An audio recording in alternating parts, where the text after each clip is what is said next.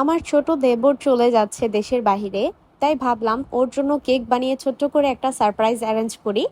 So যেই ভাবা সেই কাজ। আমি ওকে কিছুদিন আগেই জিজ্ঞেস করেছিলাম যে ওর কি ফ্লেভারটা খাবে আর কি। সো ও বলেছিল একটা বানালেই হবে, তবে আমি জানতাম যে ও চকলেট থেকে ভ্যানিলাটা বেশি পছন্দ করে।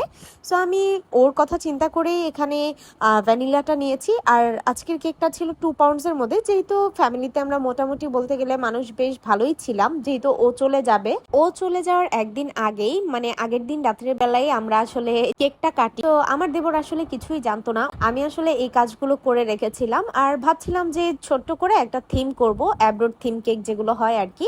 সো ওইভাবেই আমি আসলে খুব বেশি একটা কিছু করতে পারিনি। সো যতটুকু পেরেছি আমি করেছি।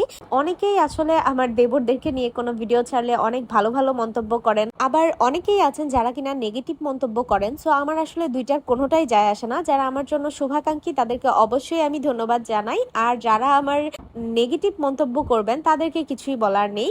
এতটুকুই মনে রাখবেন যে আমরা যতটুকু চাই আপনারা ততটুকুই দেখেন, তার বাহিরে কিন্তু কিছুই দেখেন না। যাই হোক, এখন একটু বলি, আপনারা সবসময় আমার যেই দুইটা দেবরকে দেখেন, মানে আমার ভিডিওতে যখন ওদের বার্থডে বা কোনো সারপ্রাইজ অ্যারেঞ্জ করলে যখন ওদেরকে দেখেন, ওরা হচ্ছে মূলত আমার চাচাতো দেবর। সত্যি কথা বলতে আসলে আপন সব সময় যে একদম নিজেরই হতে হবে বা আমার হাজবেন্ডের আপন ভাই হতে হবে এরকম কিছু না।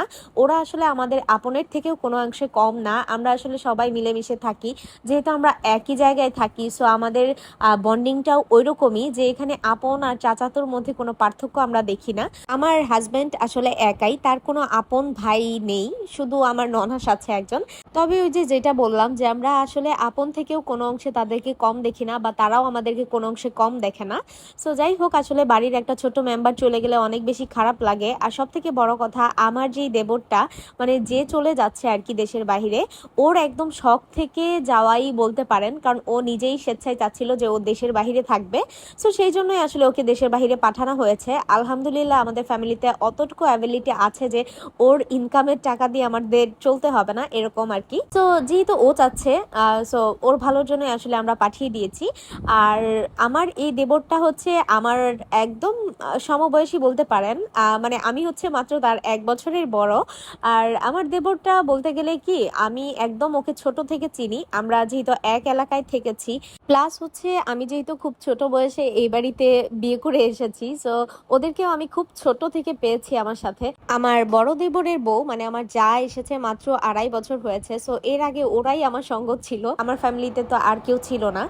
আমার দুইজন দেবরই আমাকে সবসময় অনেক বেশি রেসপেক্ট করে, যতটুকু পেরেছি আমি ওদের থেকে অনেক বেশি সম্মান পেয়েছি।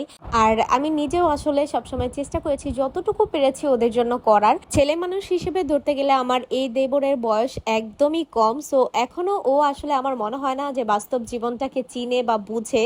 সো ও আসলে খুব খুশিতে খুশিতে দেশের বাইরে চলে গেছে। এখন দেখা যাক ওর ওইখানে কেমন লাগে বা ওর দিন কেমন কাটে।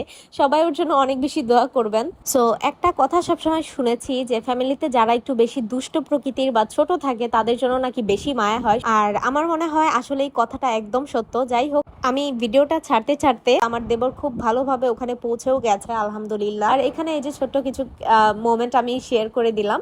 তো সবাই ভালো থাকবেন, সুস্থ থাকবেন। আল্লাহ হাফিজ।